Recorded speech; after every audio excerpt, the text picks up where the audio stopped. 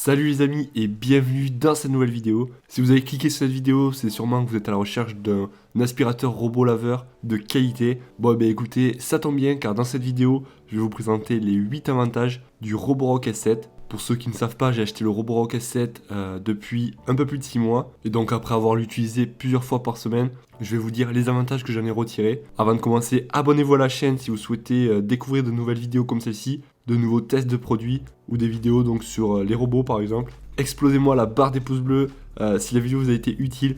Vous le savez, ça me fait toujours super plaisir et ça m'encourage davantage à faire d'autres vidéos comme celle-ci. Je précise aussi que j'ai fait 2 vidéos sur le Roborock S7, dont une c'est la présentation et une autre c'est 6 mois après. Je vous dévoile les plus et les moins du Roborock S7. Je vous mettrai tout ça dans la description de la vidéo, ainsi que le lien du robot si vous souhaitez en savoir plus. Bon les amis, assez parlé, on va commencer tout de suite par les 8 avantages du Roborock S7. Le premier avantage, ça va être qu'on n'aura pas à passer la serpillière ou le balai. Et oui, car vous vous doutez bien, il s'agit d'un robot automatique. Non, je plaisante, celui-là fait pas partie des avantages car il était trop facile. Donc passons au réel premier avantage, ça va être déjà qu'il va lever la serpillière lorsqu'il va passer par exemple sur des tapis ou sur une partie de moquette par exemple. Ça va permettre donc que la serpillière n'humidifie pas le tapis et aussi donc que la serpillière ne frotte pas directement sur le tapis.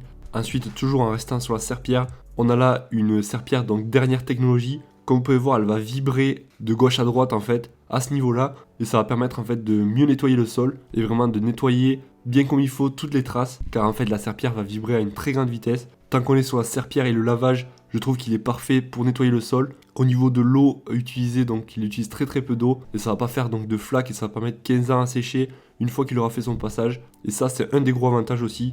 Un deuxième avantage, j'ai trouvé aussi sa hauteur qui est plutôt petite. Ça va permettre donc qu'il passe partout, que ce soit sous les lits, sous certaines armoires par exemple. Il me semble qu'il est de environ 10 cm de haut et aussi il va bien pouvoir aspirer dans les angles avec sa petite brosse sur le côté qui va venir en fait ramener toutes les poussières au niveau de la brosse centrale. Un troisième avantage, j'ai trouvé aussi tout ce qui est programmation, c'est-à-dire la programmation d'une ou plusieurs pièces. On va pouvoir mettre donc par exemple tel jour il va passer dans certaines pièces et un autre jour dans telle ou telle pièce. Et on va même pouvoir mettre des zones interdites si par exemple vous souhaitez que votre robot n'accède pas à cette zone. Et tout cela donc se fera grâce à l'application qui est soit sur tablette ou sur téléphone portable. Après il me semble pas qu'elle est sur ordinateur, à vérifier. Moi personnellement j'utilise sur mon iPad et c'est vraiment donc très pratique. Il va se connecter via le Wi-Fi. Le quatrième avantage, ça va être qu'il va cartographier les pièces et tout enregistrer. Donc comme je vous ai dit avec l'application, il va faire donc un premier passage et ça va permettre de cartographier la pièce entière.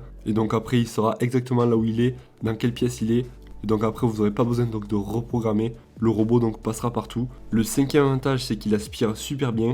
Comme vous pouvez voir sur cette vidéo, là où j'ai testé le robot, je peux vous dire qu'il restait 0 miettes, que ce soit des miettes plus ou moins grosses, comme des grosses miettes de pain par exemple. Il va parfaitement aussi aspirer tout ce qui est poils d'animaux. Et aussi donc par exemple sur les tapis, il va augmenter donc sa vitesse pour pouvoir nettoyer plus en profondeur le tapis et avoir donc plus de puissance. Et aussi donc j'ai noté qu'il lave bien.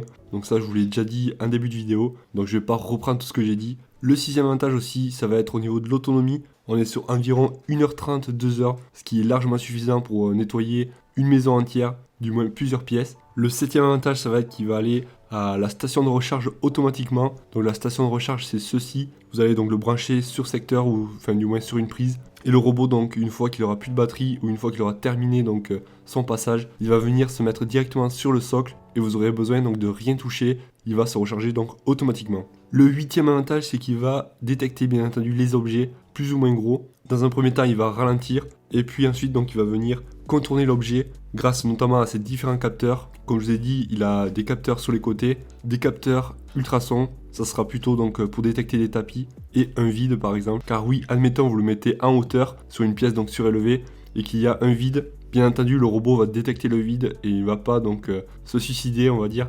D'ailleurs ça serait bien dommage que le robot tombe dans le vide. Je vous rassure, donc ça sera pas le cas. Après, on aura aussi plusieurs niveaux de puissance. Ça, vous allez pouvoir le régler directement via l'application. Ça peut être pratique, donc si vous souhaitez faire un gros nettoyage, par exemple, si c'est par exemple sur de la moquette ou une surface qui demande plus de puissance au robot pour bien nettoyer, ou alors tout simplement pour que le robot soit un petit peu plus silencieux, vous souhaiterez peut-être diminuer la puissance. Et bien écoutez, ça sera possible. Après, au niveau du bac à poussière, ça reste très simple à nettoyer. Donc voilà, pareil, rien bien de compliqué.